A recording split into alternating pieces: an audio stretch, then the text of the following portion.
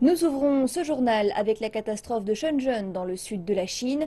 Cela fait maintenant plus de 70 heures que le glissement de terrain a eu lieu.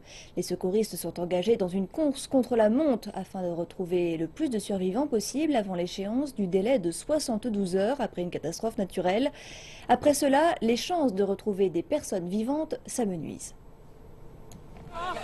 Après plus de 20 heures d'opérations d'excavation et de démolition, des secouristes sont parvenus tôt dans la matinée de mercredi à extirper un survivant des décombres.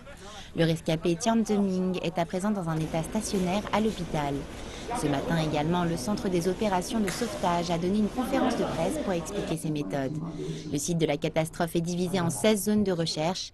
Des signes de vie sont encore détectés dans 4 de ces zones. La prochaine étape consiste à localiser les bâtiments ensevelis qui ont été déplacés par le glissement de terrain à l'aide de divers équipements techniques. Ils comptent ensuite retirer le toit de ces bâtiments en espérant y trouver plus de survivants.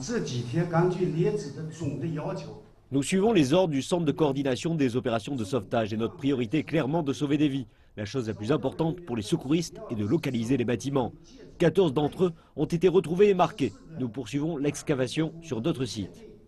Une fois qu'un immeuble est déterré, nous procédons à une détection et déterminons en fonction de ces résultats le plan de sauvetage à adopter.